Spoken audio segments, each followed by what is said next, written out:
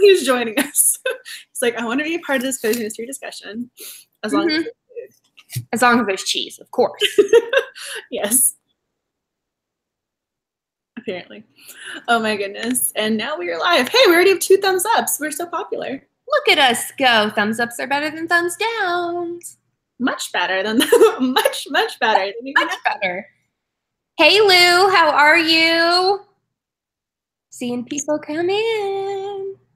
I know, I just refreshed it because I still have I don't know what it is with YouTube. They don't let you put the custom thumbnails anymore until after it airs. Yeah, it's super weird. So I was still looking at my background header, and now I can see your pretty little face, and I love this. It's great. Hi, Lou.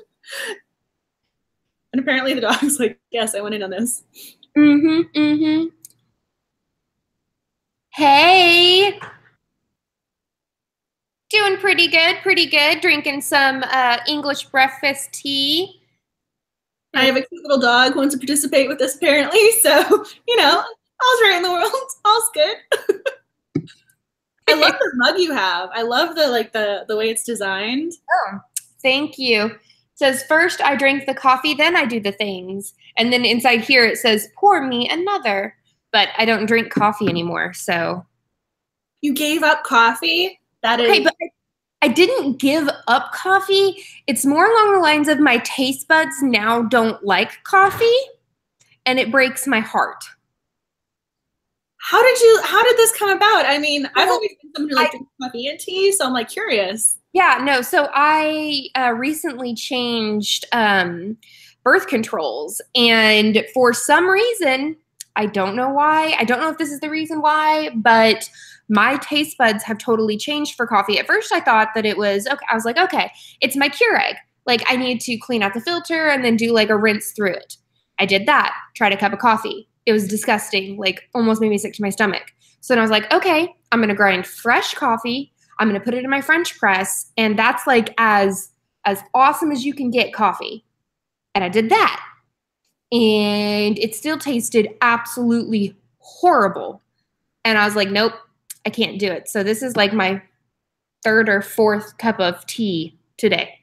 Tea I can drink perfectly fine, but coffee, nope. I'm kind of curious how long this is going to last with Max joining. Yeah. He's like perfectly in shot.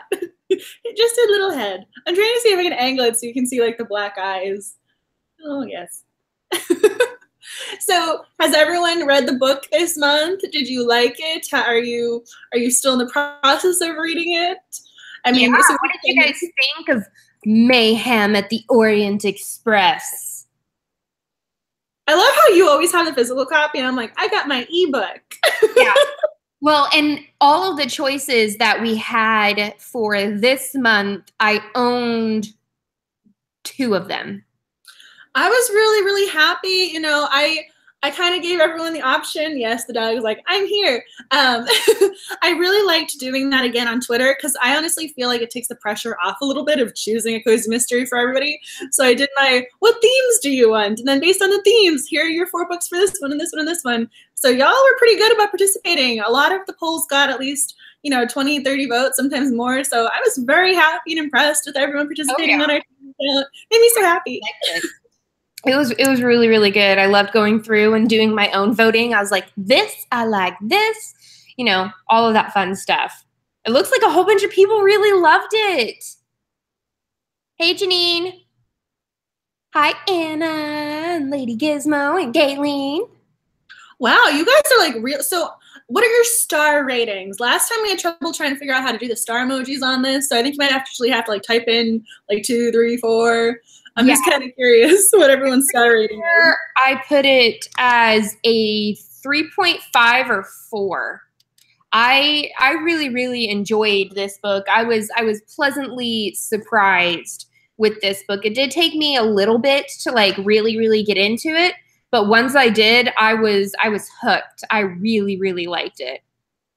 Oh wow, we got 4 stars, 4 stars. Mad Hatter, Anna, wow. Yeah.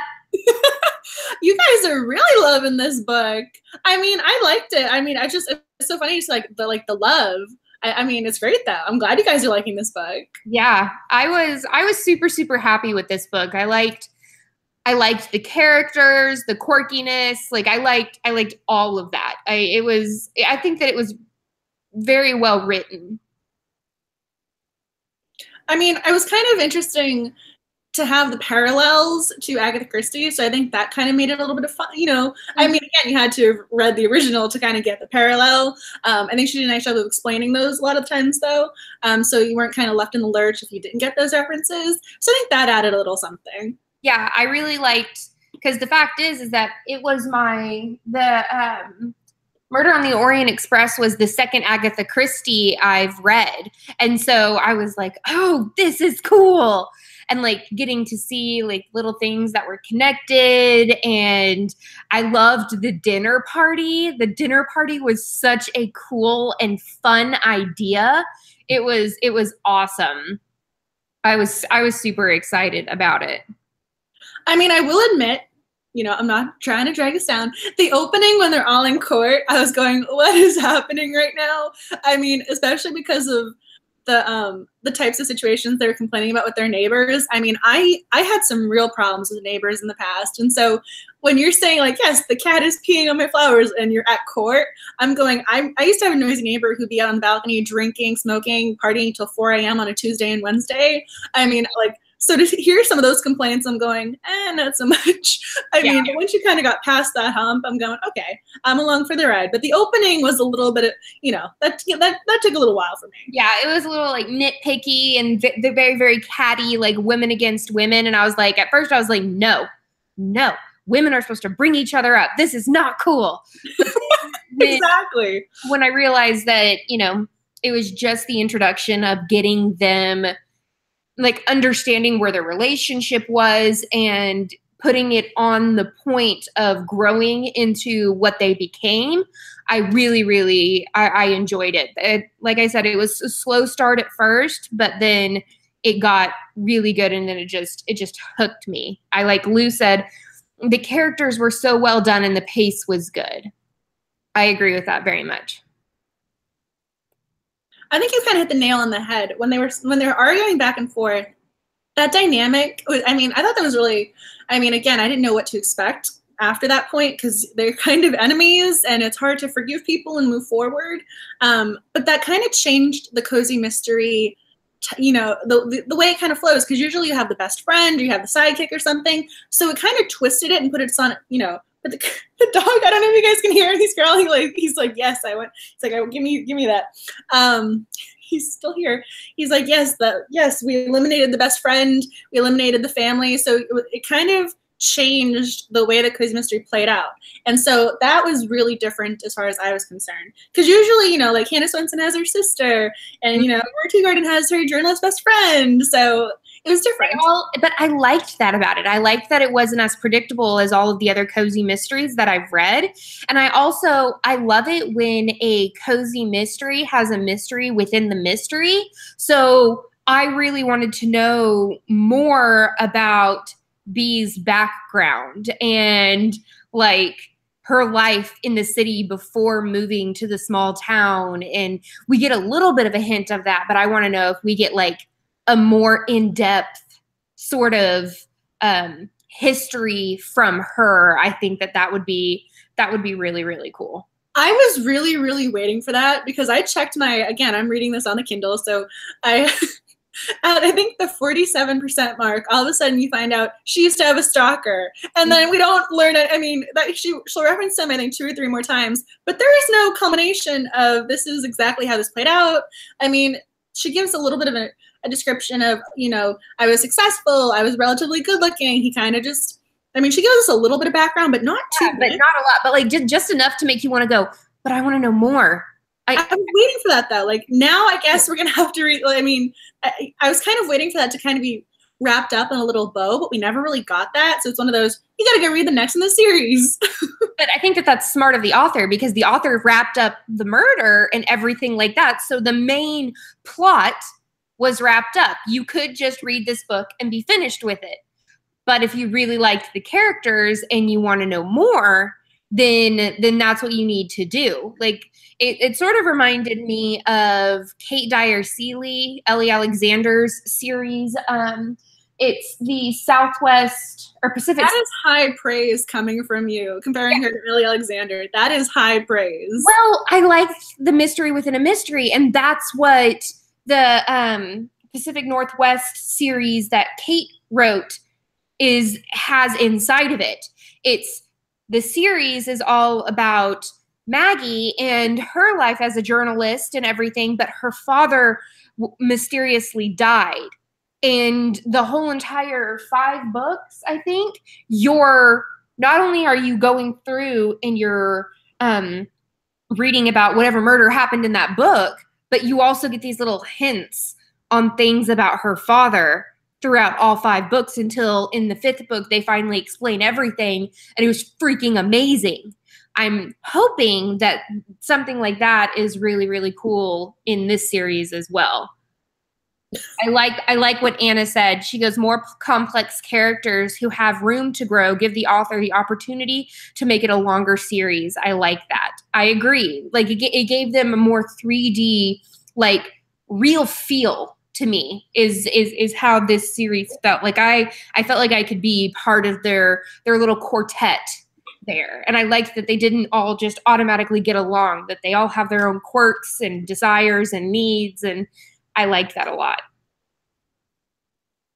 I kind of wanted them to be a little bit, nicer to one another. It was almost as if, again, like they're at court. That again was really hard for me to get over. Being in court, talking about the things they're talking about. Again, I had to call the cops at one point on neighbors. So to be in court complaining about the things they're complaining about, like I would have given anything to have had someone playing opera music on Sunday mornings. Like that would have been the dream. So once we got past that, they were just eating at the same restaurant, or they all liked the same restaurant. And the way they kind of went about the mystery, it was like, we're going to be a team now. The way they kind of decided to solve it. They had a common interest, which was the orange chicken. Yeah. I thought it was funny, like right after their book club that they all hated and that they were all pissed about, they all decided that, you know what, the thing to lift me up is going to be some orange chicken. And then they all miraculously found one thing that they all had in common. And then when they realized that the one thing that they had in common was now dead, they were all equally perturbed. And we're like, all right, we'll set aside our petty differences like your cat pissing in my garden, and we will unite together to defeat this common evil. My favorite was Ted when he's talking about the peanuts and all of a sudden he's talking about the food and they lose focus and she's saying how she's looking around at the expressions and everyone's, mouth watering. And the guy's talking about giving them clues and they're picturing the food. I thought that was hysterical. I was like, I really want to try that orange chicken. Like, how good is that orange chicken? And like, of course, I'm like, you know me and my food cozies. I'm like, is there a recipe in the back of the book? And I'm like, dang it, no, there's not. Because that would have been really cool if there had been like a recipe at the end for the orange chicken to like sort of be like, and here's the famous or infamous orange chicken. I have to admit, it was written into the narrative, especially, that brought them together. That was something they actually discussed. And then you had Ted and his peanuts and how, he was talking about the orange. This was actually written into the story. This wasn't just something on, random little detail. This was a big part of it. Yeah, because it was a whole entire clue of the fact that he wasn't really allergic to peanuts to begin with when they searched his room. And then they found it circled intentionally. They're like, nah. You're not allergic to peanuts. I have to admit, though, the conversation leading up to them realizing about the peanuts, I was going, well, I'm a vegetarian. So on a regular basis, I'll say, can I get, this without the bacon bits, or can I get this without this? And so she was going, well, why would you order something if you can't have the peanuts? I'm going, well, that's not really a clue. That's kind of life. Yeah. I was a little kind of confused at that one. Orange chicken has peanut sauce. So, like, How can you have orange chicken without the peanut sauce? Oh, it was a sauce? I thought there was like peanuts drizzled on it because I've never actually had it. No, it's peanut sauce in it. So I'm like, I mean, you could say, yeah, I want orange chicken without the peanut sauce, but then it's like, why don't you just get like sweet and sour chicken then? Because I mean, I'm making me hungry right now. basically the same thing. I know Nicole's like, the one thing this book gave me was a craving for Chinese food, which I'm having for dinner tonight. Yeah, I thought that I was smart, and I made potato soup. Not smart. I had to have 3 Tums because I'm getting old. Like, You're not old. I will be 28 next week. I am old. You're not old. You're not old. I pulled my back out doing laundry last week. Laundry. Not even like moving it from the washer to the dryer. I had it on hangers and I was turning to go to the bedroom. Old. Old. Stupid. Oh my gosh. I refuse to call you old. That is not happening. That is not a thing. I'm basically 30. I'm basically 30. You're not 30, but you feel 30. I love that she goes, I'm 33 years, you're not old. Yeah, but I feel old. I'm 32, so I must be decrepit. I'm offending people. I'm sorry. I don't mean to offend people. Well, I mean, so I had ongoing problems with my back, and the very first time I had like a major back spasm, I was picking up Max, who is 5 pounds. So I was like 21, 22, picking up a 5-pound dog. So I mean, we say laundry. I'm like, I mean, I've been there when it comes to the back and like the random incident. I understand. Nicole, you get your clothes on hangers? That's amazing. I want to be you when I grow up. It happens normally during the summer. Once the school year hits, it's like, 50-50 me actually getting the clothes on the hanger. You guys don't use hangers? I'm confused. Well, normally I'm too lazy and they just stay in like a clean basket. Like I've got a clean basket and a dirty basket. And is this a real thing? People don't use hangers? Well, I'm confused. I normally use hangers, but then when you're too lazy to put up the laundry because it's like the worst chore in the world, you're like, ugh. I mean, I have a dryer that I can just steam my clothes. So I'm like, there's wrinkles. I mean, whatever. I'm just going to throw it in the dryer before I put my clothes on anyway. See, Nicole gets me. So does Anna. Yep. I didn't know you're like 21. Don't even tell me about that. And Carolyn, you don't look a day over 25, so hush your faces. Oh no, I mean, for me, honestly, I think doing the laundry is like weirdly relaxing. I mean, so again, I was so busy doing interviews and stuff for dissertation. I gave myself a built-in day off to do laundry, and I was so excited. I was like, yes, I'm going to do laundry today. And I was going, okay, this is, I mean, on The Big Bang Theory, Sheldon's like, laundry is Tuesday night or something. I'm going, yes, I understand that. I fully understand. Me, I'm like, oh crap, I'm out of underwear. I should probably do laundry. That's me. Pretty much. Not gonna lie, that has happened multiple times where I've gone to go into my underwear drawer and I'm like, ah, crap. Well, it looks like I'm doing a quick wash and then a quick dry of one pair of underwear. What is? I'm trying to lean in for the comments. That is too funny. I mean. And I'm one of those like weird. I don't know if I'm just, I don't know, overly organized. But now you're more adult than me. I'm younger than you. Yeah, but you're still more adult. I can be like. You guys are making me want to like do like a journal of laundry to figure out like what my process is. Because to me it was just a natural like we're gonna do this. We're gonna put the laundry. Then we're gonna do the dryer. Then we're gonna hang. I always iron. Put them on the hangers. Let them no.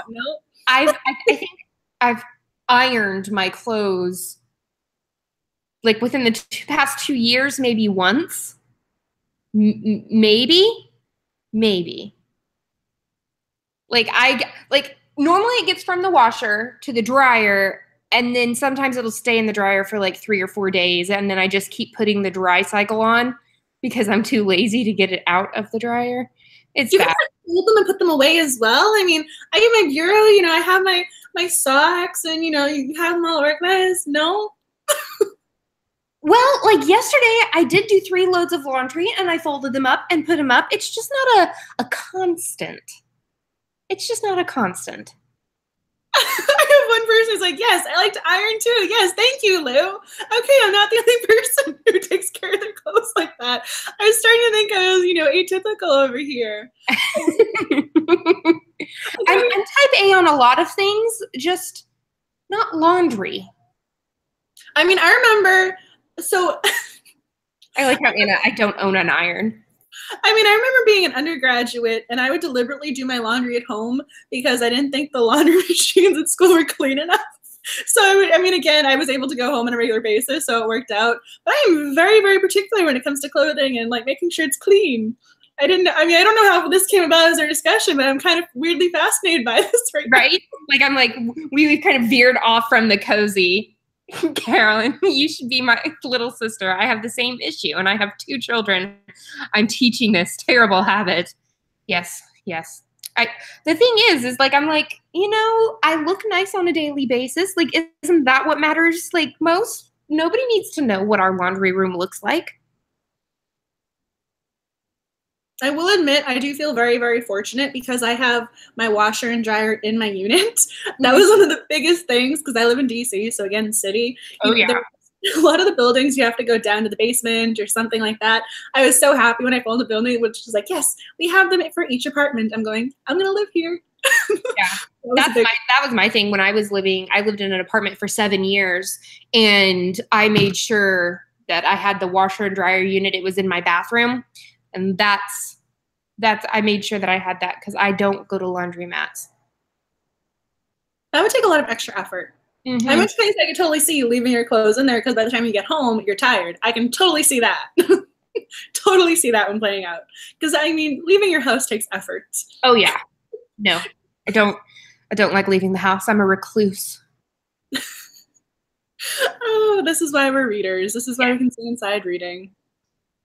So out of the quartet, who was your favorite? We have Bea Cartwright, who owned the B&B, the hippie cat lover, Shaundra, or Sandy Morrisey, the winery owner, Kate Wilder, and then we had that amazing other lady who came willingly. What was her name? Luelle? I think her name was Luelle. I think that's right, yeah. Who was your favorite character? I wish that Luelle was like I could see Luelle being like my mom. Like I really, really like Luelle. She was just very all encompassing of like momdom. Like I just thought I just knew that if I was sick, she'd take care of me. I really, really liked her. I liked her because she wasn't at the court for being mean to people or having issues. And the thing with Bea there was when she's going, I'm the voice of reason. I'm going, yeah, I'm like, oh, you're kind of being a brat, but yeah. But I liked seeing a little bit more into their personalities. Like I can see myself really understanding and liking Bea. And then I can see myself liking some of the things that Chandra does. And then I can see Kate being more warm-hearted and open than she normally gives out to the world. Like I feel like she puts on a persona as herself. So I really, really liked that. I wasn't sure what to do with Chandra Sandy there.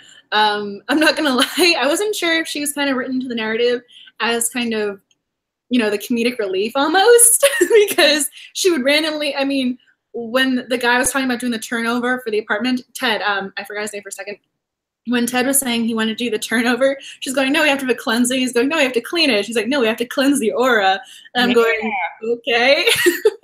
I don't know. Again, I don't really think like that. So I was just kind of going with it. And that's something that like I liked how vastly different each and every one of the characters were. I thought that she was really, really interesting and fun. I really like the mystic kind of thing. Like I like tarot cards and I like, all of that different kind of fun stuff with the essential oils and things like that. So I thought that she was a hoot.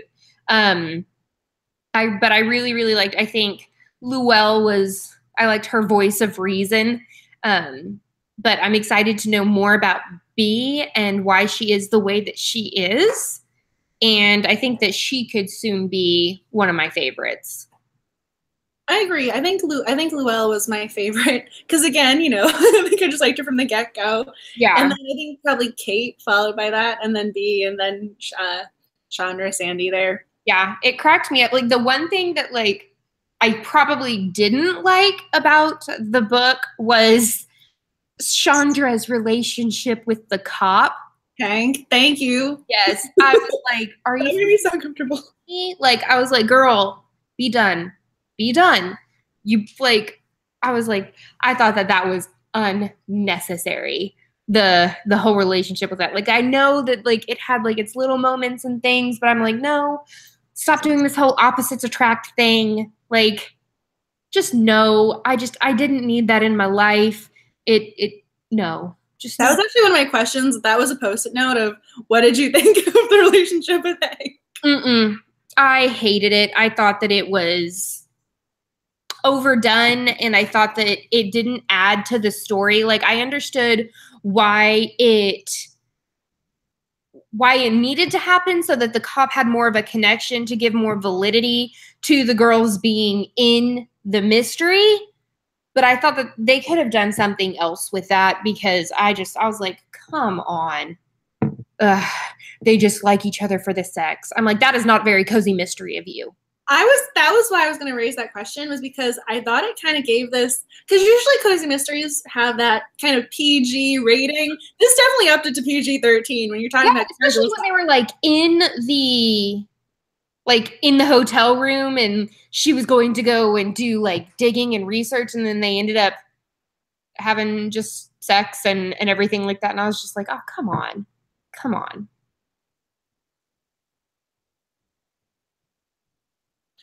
Yeah, I mean, I understand the free spirit, but I actually think that plays into a stereotype of the free spirit. Like, you can be a free spirit and not be sleeping around. Yeah, because the thing is I don't think I would have been so upset had she not been telling everybody how much she hated him and how horrible he was and, how chauvinistic and everything like that. Like, I think that I would have maybe been, okay, yeah, that's fine. He's an ex. Maybe there's still feelings. But she straight up told everybody that she hated him and, like, how much she hated him and everything like that. And I was annoyed with it. So I think I was also annoyed because you have a murder going on. You have all these different things. Like, they're taking time out of the narrative to talk about casual sex. Yeah. But, okay. I'm like, we kind of have some more things going on,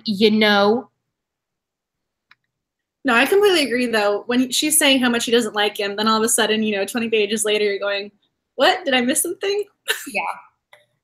And I agree with Lou. She's like, she thought that it was a bit disrespectful that they were getting busy in Bea's B&B, especially, like, because, like, the B&B is not necessarily, like, I mean, it's in use and some of them are actually paying for their nights, but she's being gracious and generous, letting all of those people stay in her B&B, and then they turn around and act like that. I thought that it was unnecessary. It wasn't needed, and it just deterred from the main element of the story. If I want to read about all of those different kinds of things, then I will. I'll read, A Court of Mist and Fury. I'll read that. But I don't expect that in my cozy mysteries. I expect, clean and fun murder. That was kind of where I was going with that, with my little post-it note of, because again, when I pick up a cozy, I kind of expect that PG Hallmark type of vibe to a certain extent. Like, it's supposed to be something like fun and easy and like simple to read. I mean, again, I don't mean this as a bad thing. If you want to write something different, like, go for it. But I just, I wasn't expecting that. Yeah, I wasn't expecting that either. I was not down for that. I mean, I remember I really liked it, the Fixer Upper, when Shannon, they made a comment about her sleeping with someone. It was just a random comment. I'm going, whoa. And that was just a comment, and this was actually part of the story. So yeah, I mean, again, just because it's a cozy, I think that's something you notice more so than if it was another type of genre or a different type of book. I think just because of the way it's categorized and what your expectations are, it was just something that where I'm going, like, I'm gonna make it like, Anna makes a really good point. She goes, fun relationships, okay, but that was a bit much. Because my thing is I do get, my heart does go aflutter if my protagonist, my amateur sleuth, finally gets with the person that, you know, we've been painstakingly, our heart's been fluttering for a few books and everything like that. Like that, I'm totally down for. I'm totally excited for it. It's going to be great. But what bothered me was the fact that she so vehemently said how much she hated him, how much she didn't like him, and just kept going over and over and over and over. And then she turns around and she does a complete 180, and now her feelings have totally changed and they're somewhere else, and she's, you know, letting him in her bed and everything like that. And then she tries to play it off as I'm getting more information about the case. Well, one, that's slutty, because that's not okay. And then two, she's totally going against her morals, and he was an asshole. Like, he was totally that narcissistic jerk. And I was like, no, that's not cool. Like, I was not happy. I was not happy. I was going to say, I couldn't tell. No, yep. I mean, it just really rubbed me the wrong way. Because again, like when you pick up a cozy, you have certain expectations. And I also thought, I mean, I don't know how you, because Bea is technically our protagonist, like technically speaking, even though, you know, it's the four of them, you know, well, technically it's the trio, then the additional kind of coming and going. So it's technically like the 3/4 characters. So, because she's a secondary character. So I wasn't sure if that kind of changed the game or not as well. If the fact she's a secondary or no. I don't know. I feel like, yes, Bea's the protagonist. She's the main character. But I also feel like this is the League of Literary Ladies. So the fact that the Cozy Mystery series is in and of itself named the League of Literary Ladies makes them all sort of the main characters within the storyline. It's just mostly Bea's point of view that it's being told from. Like, does that make sense?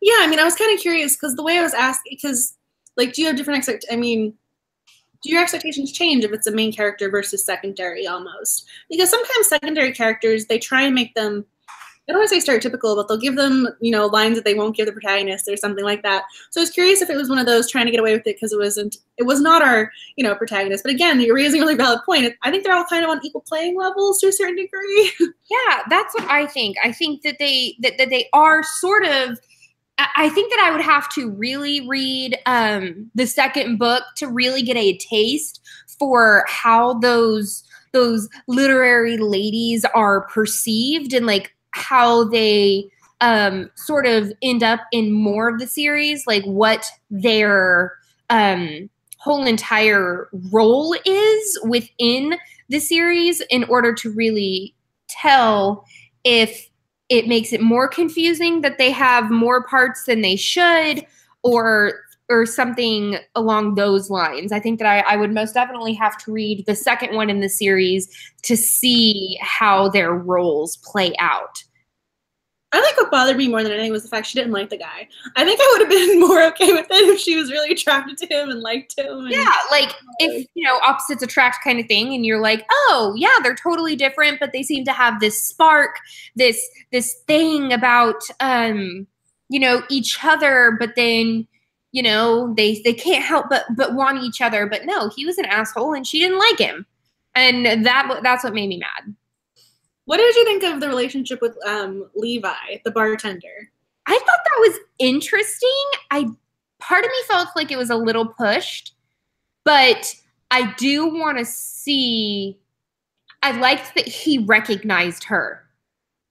Like, he knew something about her previous life and how nervous she got. Like, I really, really liked that. I thought. Sure if he recognized her because I wasn't sure if she was overly sensitive to the word hero or not. I kind of had this moment of, I'm not really sure what's going on here. Yeah.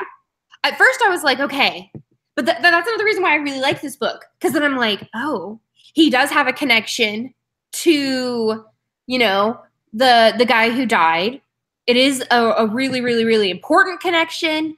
I was like, could he be the killer? And so I was actually going back and forth, but I still liked him. I actually did like him. I mean, she, like, again, we're going through Bea's perspective. She was very attracted to him very early on. I mean, it's like, on it. There was no hesitation with that. I mean, there was no slow burn. You know, that was an instantaneous attraction as far as she was concerned. Oh, yeah. It was like lust at first sight is what it was. Hey, Claudia. Hi, Claudia. I know. I was just going to tell you. I was like, yes, you made it. Welcome. Yay. I do believe that it was an overload of characters, but I think that that's what happens when you have more than one protagonist. Because if, as we were talking about before, with the other three females in the literary ladies, she had to introduce more people than would probably be normally introduced in a series. That's how I see it. It was a lot of people that I was trying to like, okay, so this guy is the one who, you know, ferries people across from the main city to this thing. And like, am I going to need to know and remember all of these characters? There were 13 of them at one point. I'm going, okay, this is going to be fun. Yeah, which but the thing is that like that 13 mattered because it tied back to Murder at the Orient Express, which I thought was cool. Like, especially at that dinner party. Like, I really want to go to a mystery dinner party. Like, that would be freaking goals. Have you seen the movie Game Night yet when they have that mystery incorporated in? No, I haven't. You should see it. It's a good movie. Just throwing that out there.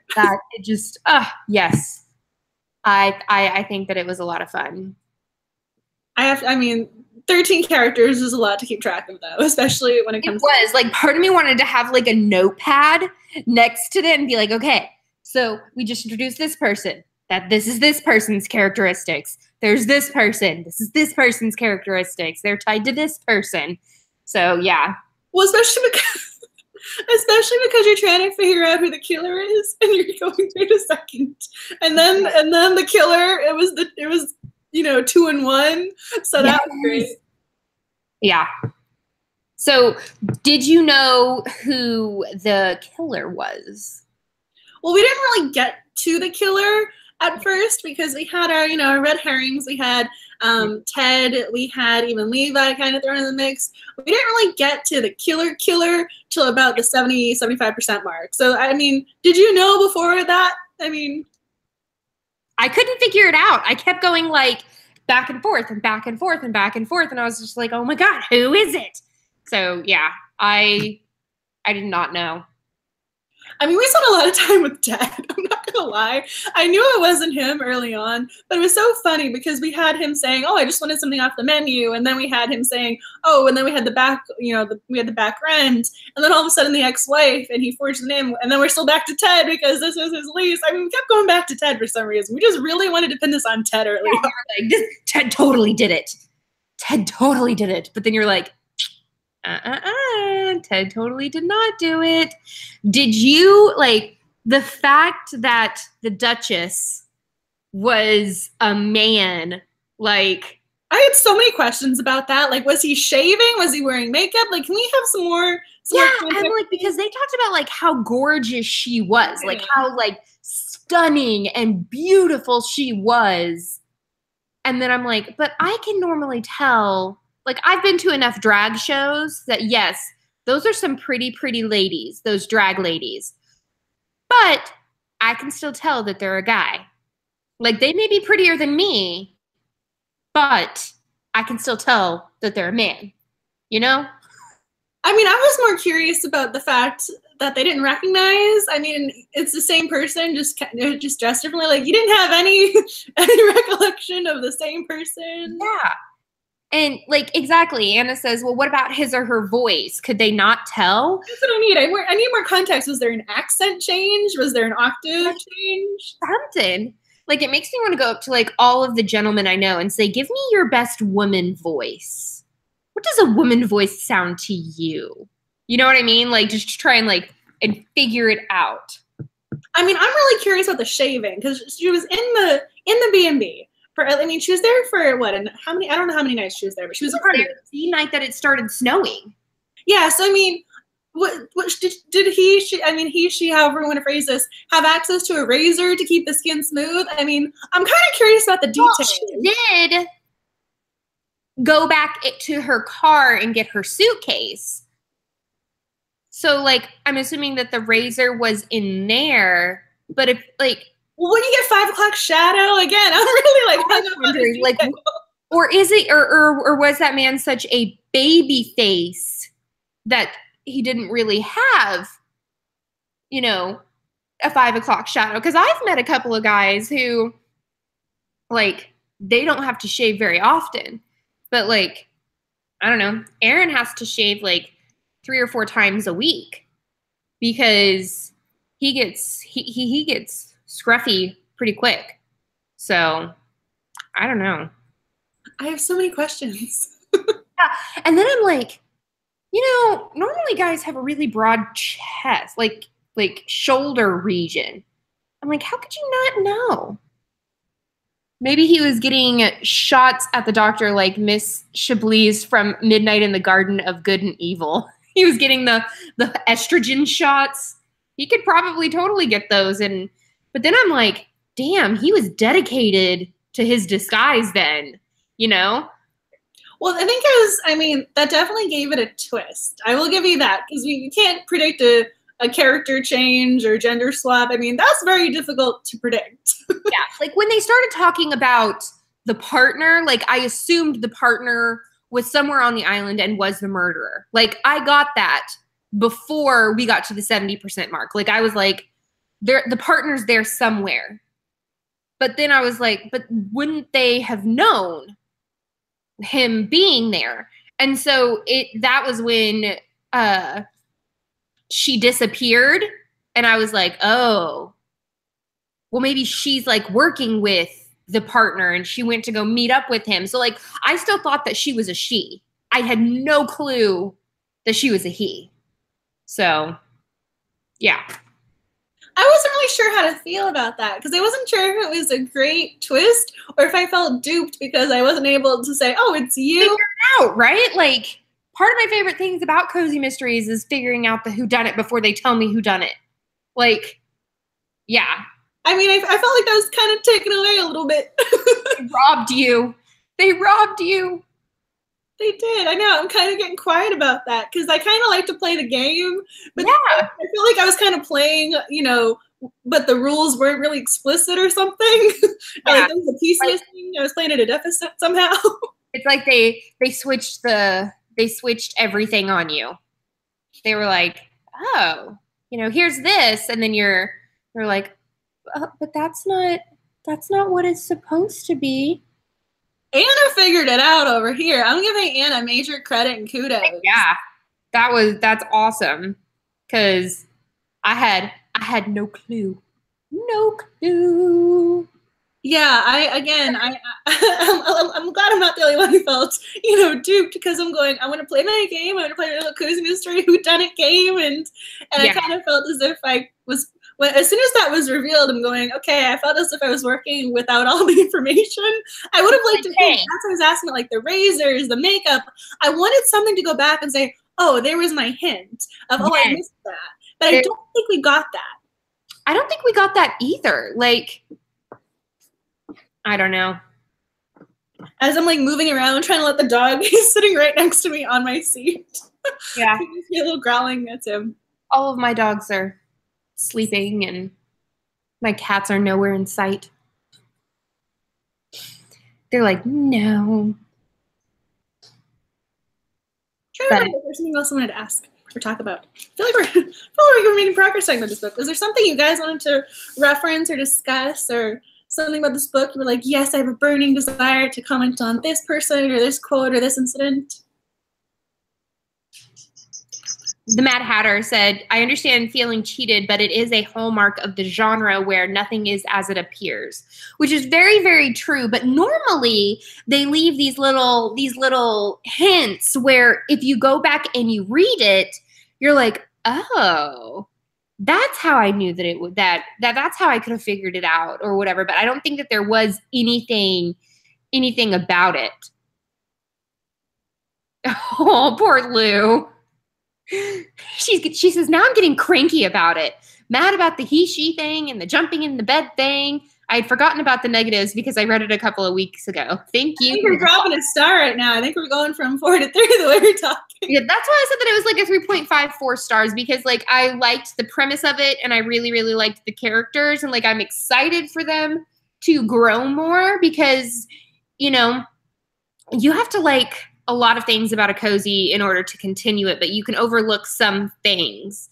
I think that I really like this series and I do see myself going and buying the second book in the series, A Tale of Two Biddies. I think that would be good. I do. It was, you know, it was enjoyable. Like Anna said, it's not unlike Christie's Mysteries where a character suddenly reveals a previous identity. Very true. Very true. My only thing with that, I did see that comment. My only response is I kind of feel as if you come to expect that from her almost. So yeah. Again, I'm not playing with the deficit of, oh, I'm missing a piece. I think as an author, you kind of go with it a little bit more when it's her. But since this was to me, this was a totally brand new unknown author. I didn't know to expect that or have that in the back of my head. I wasn't thinking like that. But again, maybe she was going for like the Christie-esque type of thing. And I maybe could have. Makes sense because it's it's mayhem at the Orient Express. So maybe we should have had in the back of our mind that it would have been a little bit Christie-esque in its writing. But I don't know.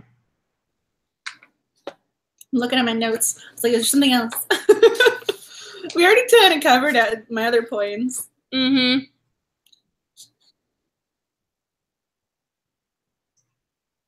I mean, I'm kind of curious because this is a small town. I thought it was interesting when they were talking about how they were scared people were not going to go there for vacations if there's murder running around.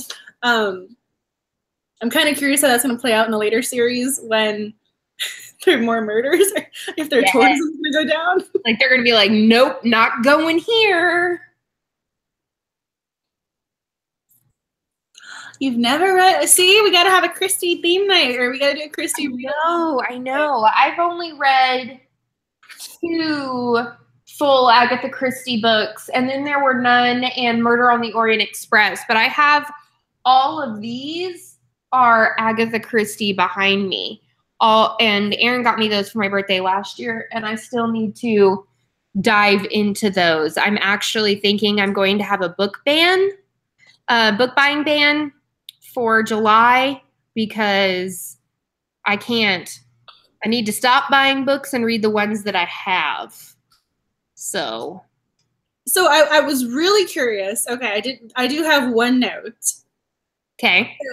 So I was really curious what you guys thought of the fact she kind of called Agatha Christie out in the book for her pacing, and she had that kind of paragraph where they've been accused her of being an English major, but she's talking the pacing is deadly, the characters are stereotypes, and they're often insulting stereotypes, and the dialogue doesn't exactly sparkle.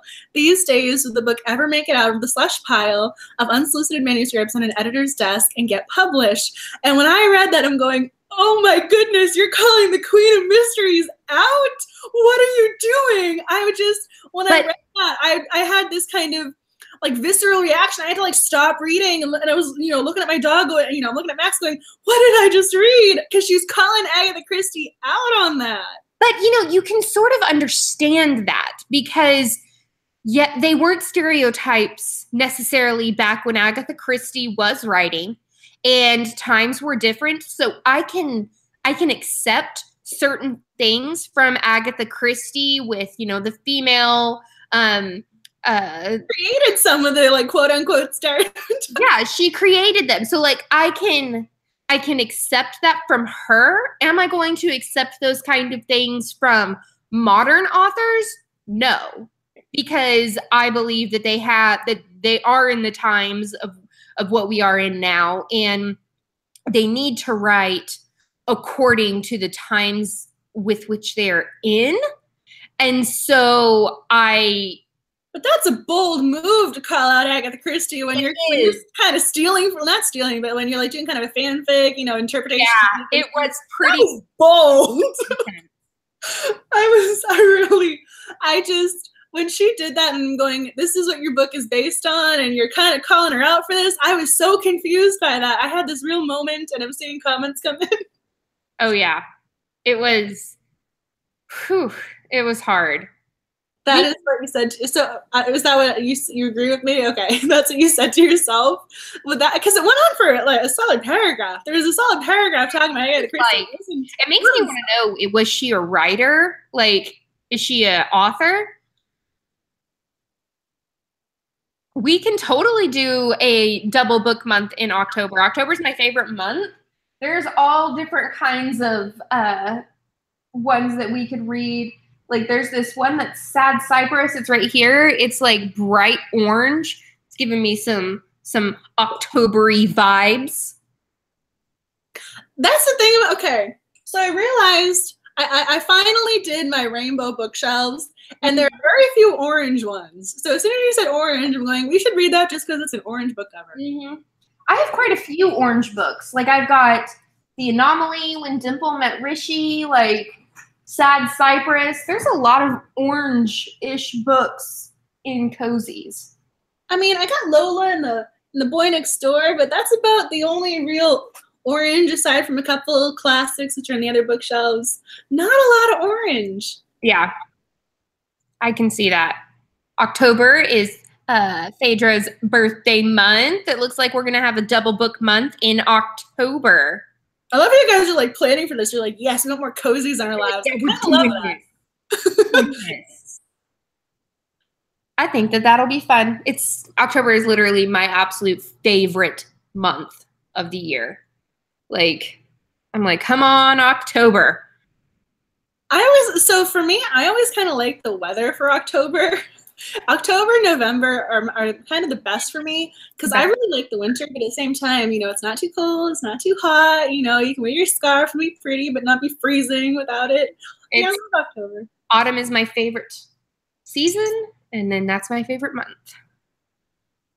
You think it goes into her past? Yeah, I want to know who she bought a B&B, and no one talked about debt or loans or something. So I'm guessing. Yeah, like when she came up with the whole ex-husband idea. Like the older dead ex-husband who left her all the money for the B&B. I'm like, oh, come on. She was just weaving up this lie, this story to tell everybody there. Well, because this was the other thing too. She kept saying how she had this fantastical imagination, and she referenced this a few times. So I think someone else asked if she was a writer. I think that's a very good possibility. I think so. And then I'm like, I want to know what kind of writing she did. Is B even her real name, or is she under witness protection? Like, what's going on in that? But Lou, I'm not a fan of this heat either. In Oklahoma, it is stupid hot and humid. Stupid hot and humid. What's the degree? Right now at 7:55, my phone states that it is it's 70 degrees, which isn't bad, but on it's gonna be 94 degrees, and it's like 2 days ago it was like 86% humidity. It's what? Oh, that's Santa Clara. I was going to say, right now it's 70. No, right now it's 92 degrees. Yeah. It's 92. Right now it's 79 here. Mm-hmm. It's 92 right now at 8 o'clock at night with 63% humidity. Tomorrow it's going to be a high of 99 degrees. And then the humidity is going to be off the roof. Right now it says it's 92, but it feels like 106. My dog's gonna bark in a second. Yeah, there it is. Mm-hmm. So many noise in the hallway. I'm going, he's gonna bark at them. I am not envious of that. Tomorrow it's gonna reach 89, 90. So I wish you luck. I don't like this weather at all. It's gross. I'm like, it's 8 o'clock at night. It should be cooler than this. Yes, the dog agrees. He's like, yes. It's like, I fully agree with this conversation. Well, you know you're down there. You're very cute. It's gross. Hey, we're finding out where everyone's from. We got Texas. We got, hey, Nicole. Tennessee, California, Glendale. Yes, just an excuse to stay in and read. Exactly. Yep, I think I can use that for every single weather, every single day. I can find an excuse to stay inside and read. Yeah. Hold on. You're like, and wants attention. Yep. So cute. So does anybody have anything else that they would like to talk about for Mayhem at the Orient Express? I think I pretty much talked about everything that I wanted to with this book. It's, you know, pretty awesome, pretty awesome. And I was just pulling up our Twitter because I did the same thing. I think you guys liked that when I do the here are your themes. What themes do you want? Based on these themes, here are 4 books. Then from those, you know, the winners, we have the 4. So right now we have the current Twitter poll going. So apparently my math was a little off, or I just forgot which day we were doing this. So I left it open an extra day by accident on Twitter. I think maybe there's like a default of your poll system, at least for this one is.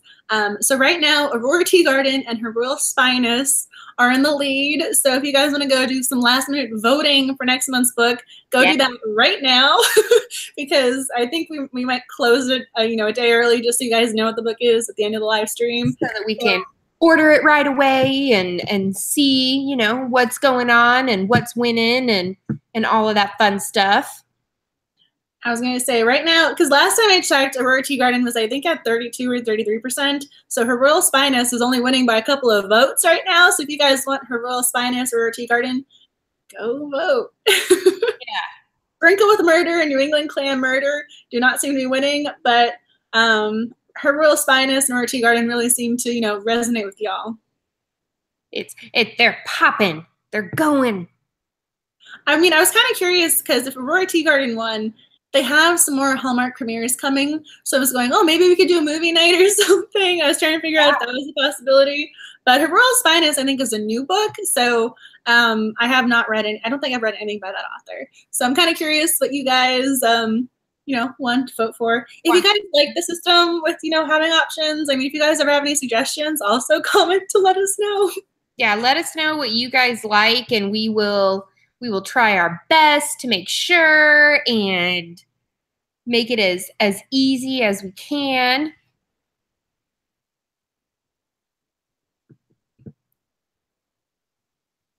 Yeah, because I owned Sprinkle with Murder and I owned Aurora Teagarden. I don't own Her Royal Spyness or New England Clam Chowder. New England Clam Murder. We're going with a little play on words there. New England Clam Murder. Hallmark, so I can join in.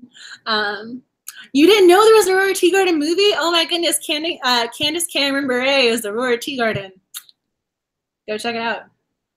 They have some new ones coming in either, I don't know if it's July or August, but they have some new ones coming to the Hallmark Channel. Same with Garage Sale Mystery with Jennifer. Is her name Jennifer? I think Jennifer is the character name. You just voted. Which one did you vote for? Because that's going to change the outcome. I think Her Royal Spyness seems to have resonated. Her Royal Spyness is at 35%. Read the first 5 Aurora. The first ones are much better than the later ones. The movies are a lot better than the later books for sure. I will admit I tried to read the Aurora Teagarden one because Angela loves it and so does one of my best friends, Natalie, and I didn't like it. But I only read the first couple of chapters and I just couldn't do it. I didn't like it. There were some mannerisms of Aurora's that annoyed me. So I haven't read Aurora Teagarden in the longest time, and then one of the themes y'all voted for was librarian, and so I was going, okay, Aurora Teagarden's one of the, the most well-known librarians of cozy mysteries, so I kind of had to put her in there, and then you guys voted for her. I'm going, okay, I'm very open to rereading. I haven't read her in probably, multiple years, so yeah. My memory is probably a little fuzzy. My biggest thing with Aurora is when you get attached to characters and then you lose them along the way. I think I asked Ellie about that. That was my big thing. So, with Aurora, you gotta have your heartstrings in a certain place. I was gonna say, so I don't know if you guys, I don't know when you want to call it. I'm gonna defer. Because I think her royal spinous just won. Yeah, I think her royal spinous won as well. So we can call it Her Royal Spinous is now the new book for you can't take your vote back, Anna. Is the new book for what did you vote for? Lie. She goes, I take my vote back. I take my vote back. Did she not vote for Her Royal Spinous? I missed that because I was going to do. I don't know. She didn't. I don't think she said.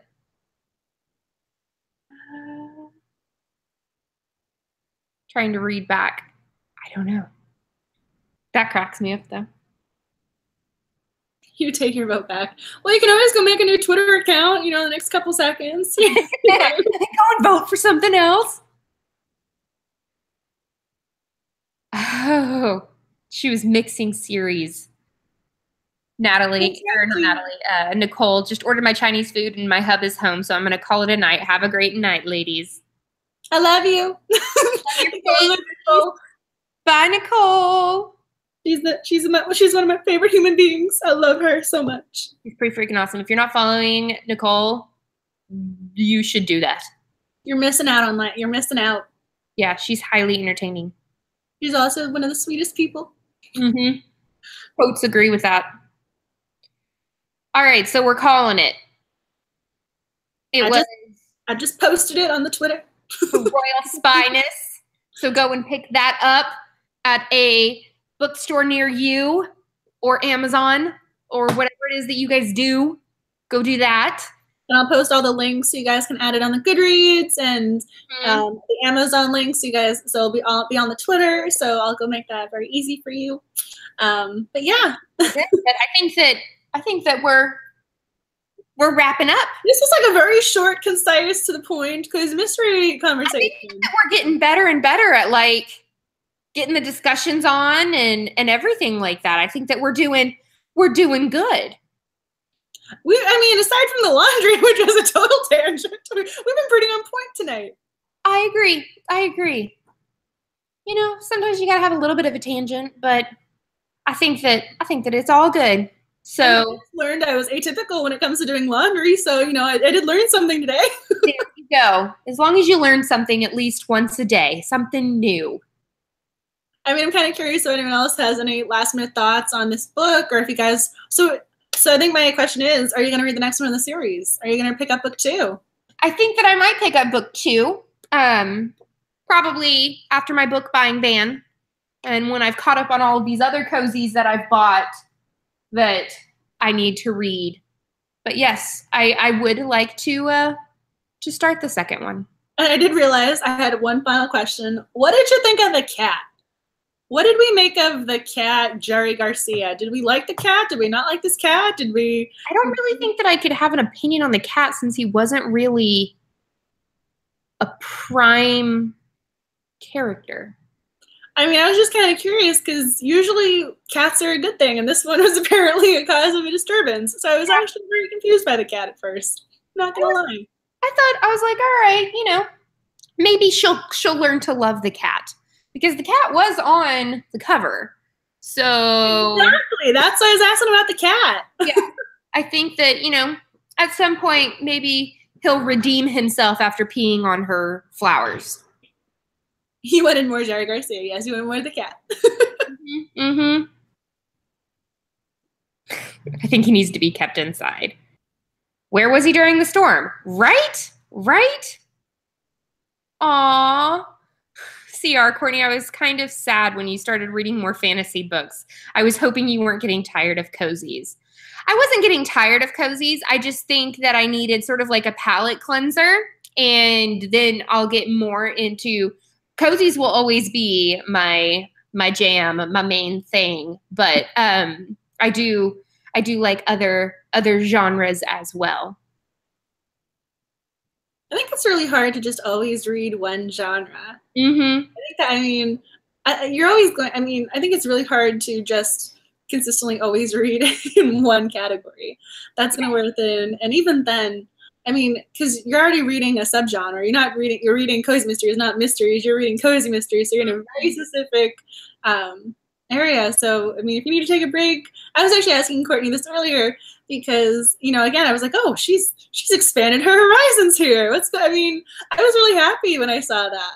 Yeah. And I've just been, reading all different kinds of things. And I went on a whole nonfiction kick for a little while. And then I went on a fantasy kick. And now I'm going back to reading some more cozy mysteries and all of that fun stuff. Cozy mysteries will always be my heart. But yeah, I've been enjoying what I've been reading, and I think that that's what matters most. Is as long as you're enjoying what you're reading, it's a judgy-free zone, and you just do you, boo.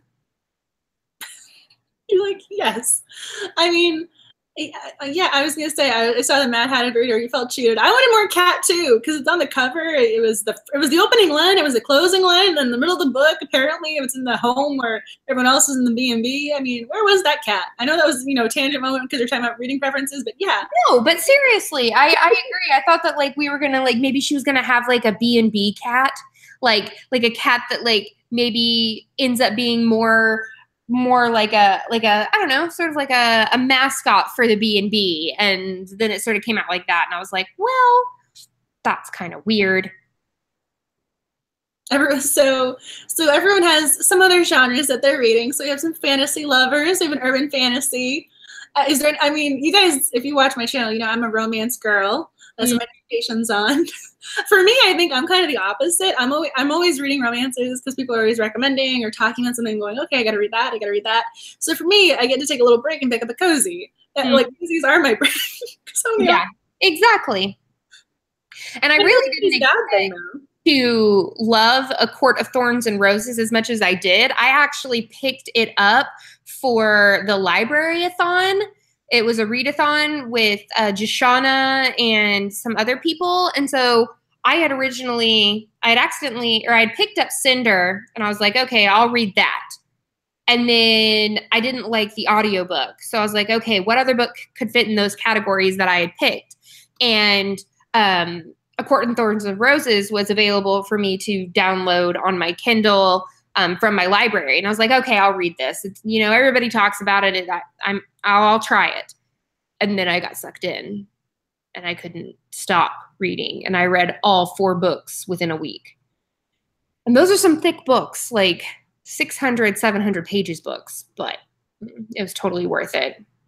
Well, I got to see your kind of evolution of reading because you tweeted about it. Because when you said Tamlin was Bea, I'm kind of I'm going, oh. Oh, yeah, no. And then I ended up despising, hating, and wanting to cut certain parts off of him. It was so funny when I saw that. I'm going, she's still in book 1.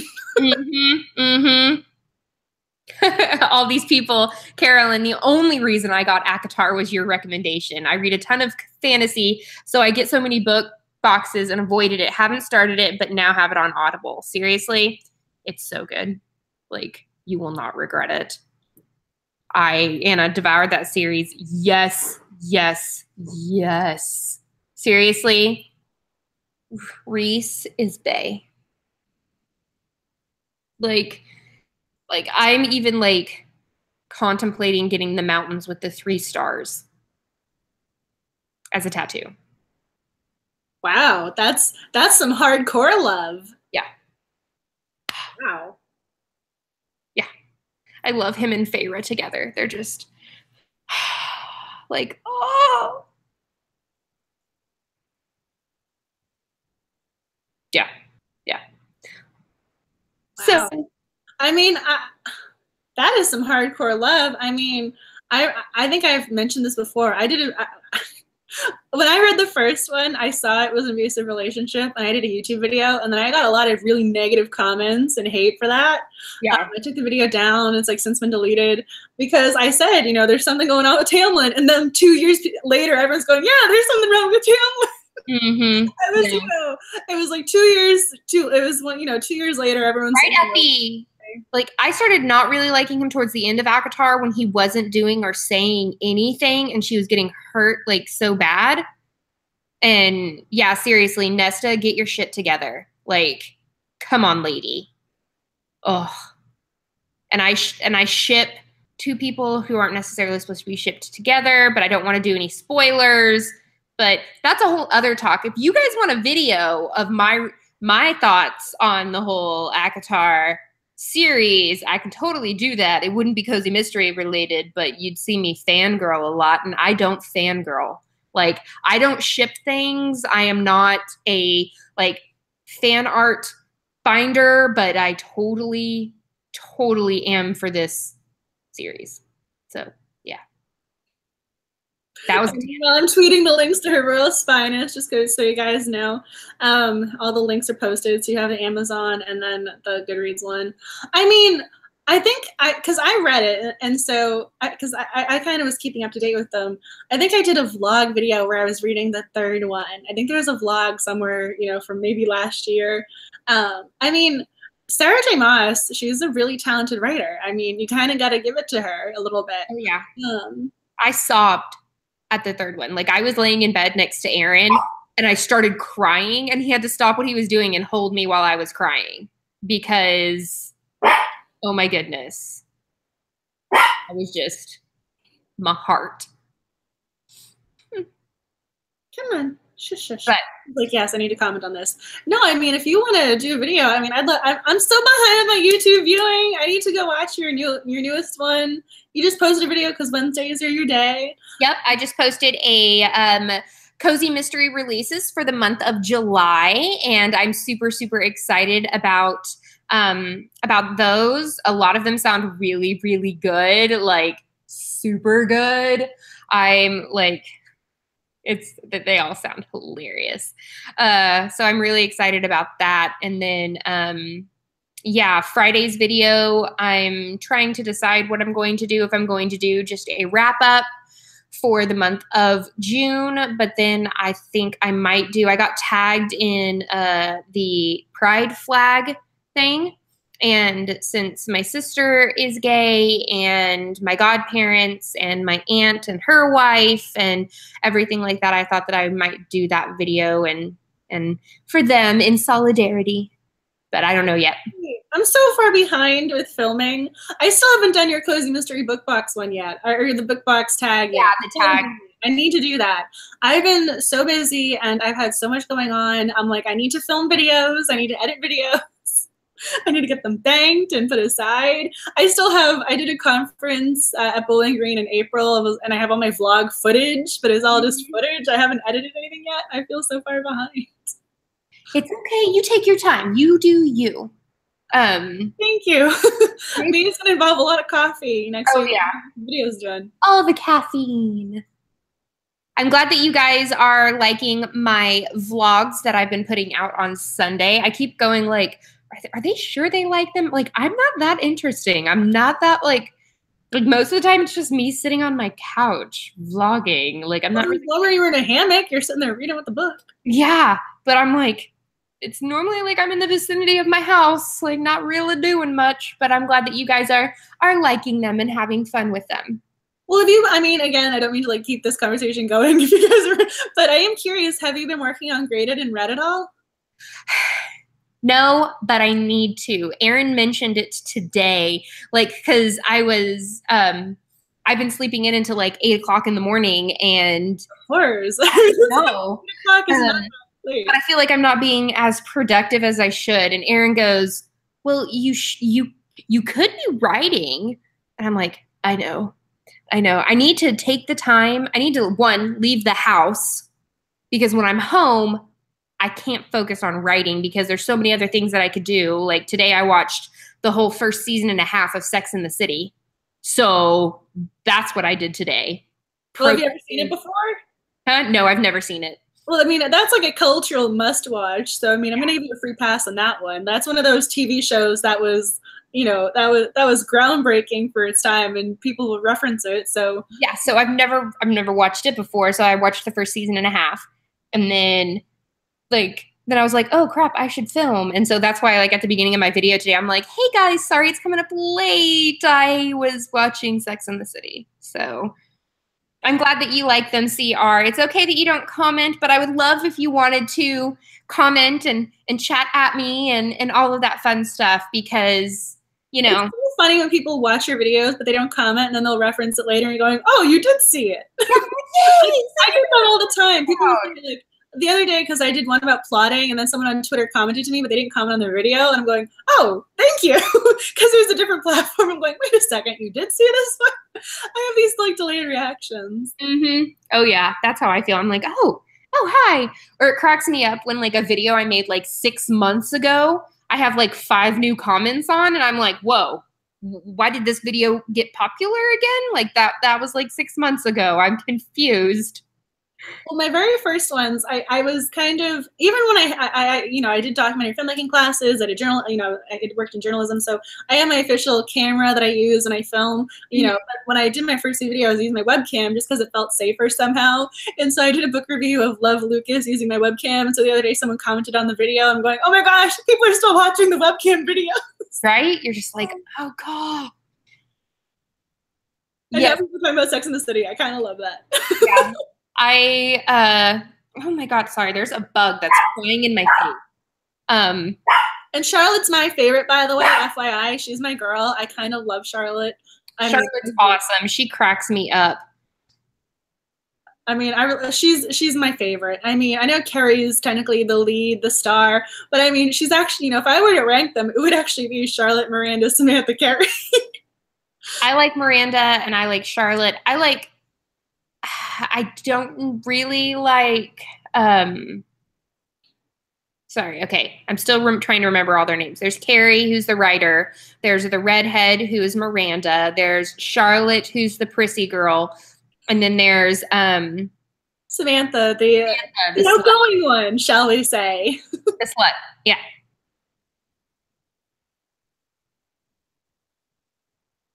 Yeah.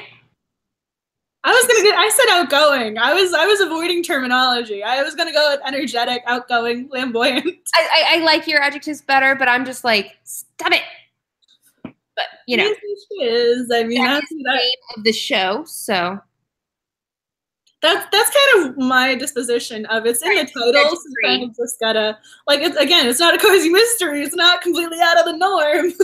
My expectations are different. You name the show Sex and the City. I kind of know something's gonna, the show's set in New York. You kind of know what's gonna happen in the setting. I mean, just kind of go with it. But I really like. So far, I've really, really liked it. I like Big, Mr. Big. You're not always gonna like him. I'm just gonna give you that one right now. You're not always gonna be rooting. You're not always gonna like him. I know, but I so far right now, I like him. And then, because this is way before Aiden, because now everyone goes, "Oh, did you like her with Big or did you like her with Aiden?" There's always that love triangle or the always one. Yes, I saw her. I did not. Is now running. Yeah, she's now a politician. Interesting. I mean, it's very strange. A woman you've seen, in Sex and the City, again, taking the title into consideration. There are certain actions, she plays a certain type of character, and there are certain things that occur with said character, and now she's running for politics, and I'm going, I remember when you were breastfeeding on the show. Right? There are these moments where I'm going, interesting. Aiden, so we have one for Aiden, one for Big. I mean, I felt really badly for Aiden. I know this is before, you haven't gotten there, but yeah, I'm only a couple of episodes into season 2, so no one has had kids, no one has had marriages, no one has had anything. You're gonna have to spend another day or two watching Sex and the City. Yeah. This is gonna happen, and then you're gonna get very emotionally invested, and then we can have like a full-on live stream just talking about Sex and the City. I've seen every episode multiple times. It's like a, you know, when you study television and, you know, feminism and the representation of women in media, like this is one of those shows like you have to come back to. Yes, no spoilers, please. I have no idea. I know I'm gonna have to like avoid all the things so that I don't have spoilers. I was doing a live show and I had talked about Buffy the Vampire Slayer, and I had accidentally gave a spoiler to one of the viewers, and I was like, oh my God, but that show was 17 years ago. You did a live stream talking about Buffy? How did I miss that? No, not Buffy. Like we had mentioned Buffy the Vampire Slayer in it. And one of the people that were watching it was like, I just started Buffy. I didn't know that about Spike. And I was like, crap. I was like, but that was 17 years ago. When's the statute of limitations of spoilers? Like, I don't know. Yeah, there's a weird line where I think people kind of, you know, I didn't mean anything. I tried to be spoiler. I just said there's a point where I felt badly for Aiden, and, you know, when he's introduced, you kind of automatically feel sympathy for this guy because that's just, you know, characterization. That wasn't really spoiler. But when people just tell you the key events and you're going, dang it, like, I didn't want to know that. What's the face about? Did I lose you? I don't know what happened, but I got kicked off. All of a sudden I saw a face and you looked like I was like, what's going on? She looks confused. Yeah. Like I was sitting here and I was looking at the chat and it was like, you can't say anything because you need to sign in. And I was like, okay. And so like I go, okay, sign in. And then it was just gone. Like nothing. It was weird. Now it says that you have 2 accounts open. I'm like, this is interesting. Is everybody able to see me? I think so. I think now I'm the voice of God. Now I have to click to transfer over to myself, then back to you, and back to myself, and back to you. Oh, now I think it's gone. I think now it's just regular because I clicked away. That's super weird. I don't understand. Oh, I've seen the Good Witch. I just saw the comments. So I've seen the Good Witch movies. I've seen all of the movies, but it's, again, I don't want to say spoilers because the TV show, there's kind of a spoiler in the first episode, so I'm not going to say anything. If you've watched the movies, those are not the same as the show. Okay, everybody can still see and hear me. Yeah. I was like, all right, I don't know what happened, but yeah, I'm glad that we all have more things than just cozy mysteries in, you know, we got all the other things in common. Spoilers. I just saw someone spoiled Harry Potter. That is devastating, though. If you're reading Harry Potter and then someone spoils it, that is sad. I kind of feel badly for the spoiled person, not the spoiler. Yeah. The worst is when you're watching something and someone deliberately spoils it for you. That's the worst. There's the accidental spoil when you're talking about something and you're talking about an incident using it as an example. When you say, oh, I'm going to go watch this movie, and then someone says, oh, well, he dies at this part, and going, thanks, totally. That's happened to me too. Yeah, that's not cool. Hey, Trish. I love the show The Good Witch. That's the one with the mother who owns like the antique store, right? That's the one with Catherine Bell and what's the girl's name? Bailey Madison. Again, yeah. I watch Hallmark, so I see this advertised all the time. I've watched. They had it on. I think they had the first season on on Netflix, and I watched it, and I really, really liked it, but I haven't seen it more. This is what I mean about spoilers. I'm trying really, really hard not to say something when it comes to The Good Witch, because if you watch the movies, she has a particular love interest, but this is not the love interest on the show, and I will not tell you the reasons why, because again, I don't want to spoil it, but there's a little bit of a change there, and I don't know how I feel about it, so again, I want to be spoiler free. I'm trying to be very, very conscientious of that. Gotcha. Yes, kiddos can be a certain kind of mean, can't they? I've had some not so nice kiddos do stuff like that. The first few seasons are on Netflix. Okay, so I will go and see if maybe they've got some of the seasons that I haven't seen. I binge watched it, so maybe it just felt like a whole season to me, and I might have binge watched more than that. Not quite sure about that.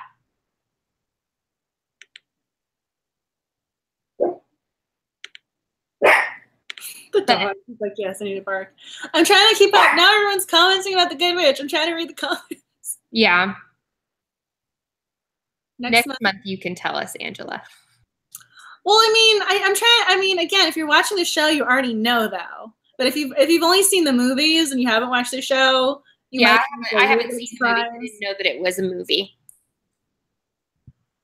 Show, not movie. The movies are different than the show. There's a little thing, and I'm holding my tongue. I'm being very good about that, so I'm not going to give in. But dog's like, pay attention to me. You forgot about me. Yeah, it's getting about time to wind down and go and head into our books and all of that fun stuff. There's a bug. Oh, sorry. Don't be. When I did so. I don't know what was going on. The last live stream I did over on Nicole's channel. I know she left us, but Nicole, I love her. Go check her out. Who picked this bug? We were doing a live stream, and this piece of dust was falling, and I was going, "What is going on?" I looked like I was having a panic attack or something because my head was just turned or something, and it keeps like flying straight at my face, and my contacts are already bothering me because I've had them in all day, and I'm like, "Stop!" Ah, I feel the pain. This is the whole thing about live streams. They're unedited, they're unfiltered, all of them. Like, normally I'd edited out that whole entire fit thing I was doing, but you get the real us. Did you guys, I mean, aside from the Good Witch, which is, a whole conversation topic, is there anything else you guys wanted to ask, comment, about the books, about YouTube, about anything? Just, is there something else you guys, you have on your mind before we call it a night? I'm just, any last minute thoughts, questions? Last call, if you will. Yes. And I know we have like that little delay between saying versus commenting. So, no, I mean, is there something else you wanted to add? No, I think that I'm good. Aaron has to leave for a thing at work in a little bit. And so I wanted to spend some time with him before he had to go back to work. So I'm good. He has an event at this time. Is it a party or something? No, it's an event for work. Like it's a engineer thing that he has to go back to work and do, and then he'll come back home. I mean, it's kind of late for an event. I mean, it's not an event as in like a party thing. It's an event like an engineer problem fix thing that he's doing. Are there any more channels that read cozies on YouTube? I mean, it's kind of hard. I mean, I think some people will reference it from time to time. Because there's Lizzie Faye. Sometimes Driftless Reader reads them. Sometimes this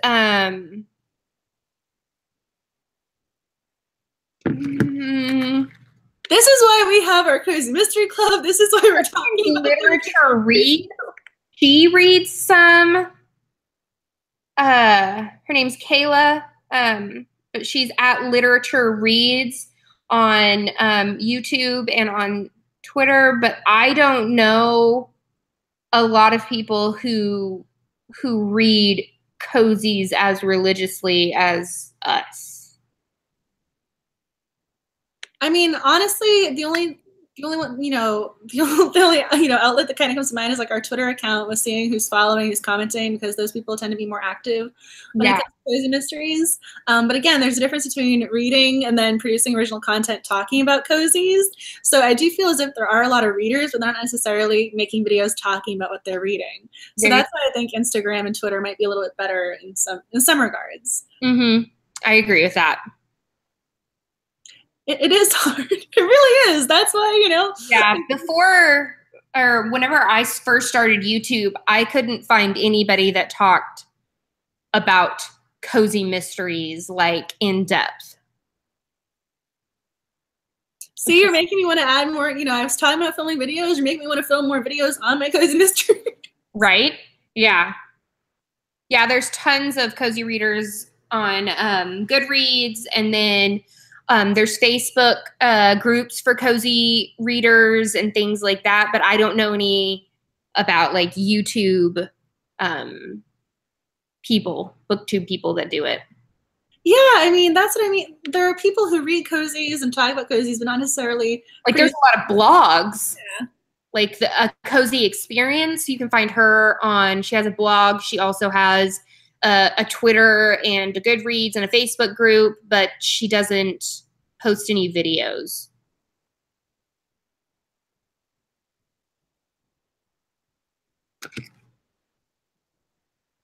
I know. Now you got me looking. I think we're gonna have to find some more channels for you. This is like a good question.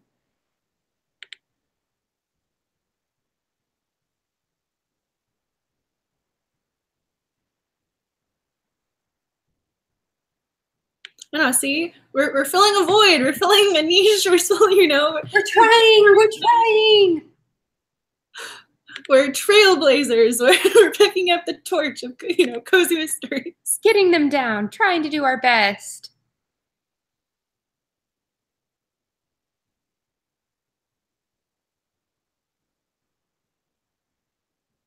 Yes, they want to know about your cozy mystery box. Yes, I am really, really working on it. So it is sort of overwhelming, the cozy box, because trying to like upfront all of the costs and things like that. So I'm actually thinking about doing a sort of like a pre-making of a box, sort of like using like envelopes like this size or maybe a little bit bigger that have a cozy mystery in it, a bookmark that I designed specifically for that cozy mystery, a tea or coffee sample, and maybe one other bookish item, and maybe selling it for like $14.99 or $15 a month, and maybe starting off with that, and then slowly making my way into actually creating the cozy mystery box, because some of the stuff is really, really confusing on creating, and being able to actually afford it as a teacher, it's sort of daunting in a way. I mean, it's not cheap when you have an idea and you need to follow through with it. And, you know, that whole startup money on Shark Tank and all those things they talk about in business school, it comes back around. You're like, you need your startup. But I mean, I give you so much credit for taking it on. I still think it's a great idea. I think you're going to have a great box or a great, you know, when you finally do something, I think it's just gonna be great, because I know you're giving it thought and time and energy. Like, it's just gonna be great.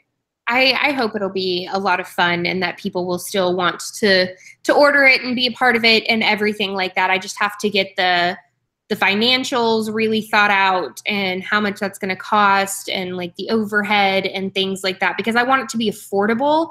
I don't want it to be a, you know, $45 box, but I also want it to be good stuff, because I've had boxes that have come to me and I've looked at the stuff and it's stuff that's you could buy at the dollar store that it's crap and it's falling apart and not worth it. So I want to make sure that it's quality and that it's also cost effective for me and also, you know, affordable for you guys. I mean, that is quite a balancing game when you have to take all those variables into consideration. I mean, yeah. I can understand why it's taking time to plan it out. Yeah, I just want to make sure that it's something good for everyone. See, you already have people excited in the comment section. People are rooting for you. Hopefully it'll all come through. I was gonna say, I think we're never. Yeah. You're like, I need to go say goodbye to Erin. So was there anything else you guys just, you know, last minute thoughts, queries, questions, conundrums, anything? Going once, going twice. It's been a very, very good wrap up. I always love you guys coming in and talking to us and, you know, letting us know your thoughts on the books. It really lets us really know how to make sure that, you know, we're picking books that everybody's going to like, everybody's going to enjoy, and that it's introducing something new and fun into your reading repertoire and all of that fun stuff. So I'm always so happy to get together with Angela and all of you lovely, lovely people and talk about, you know, the genre that I love the most.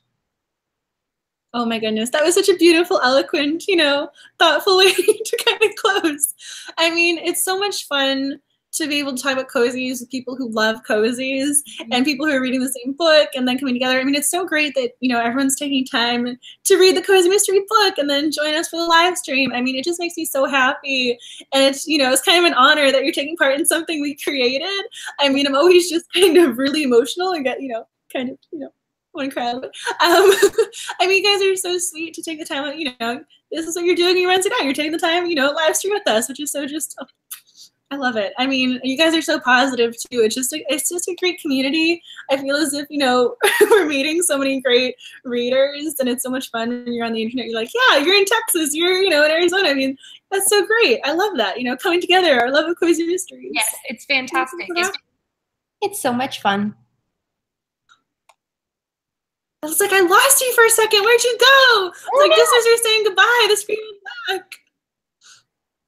Oh my gosh, I know. Good night, everyone. I love all of your faces, and make sure that you give this video a thumbs up and all that fun stuff. And yeah.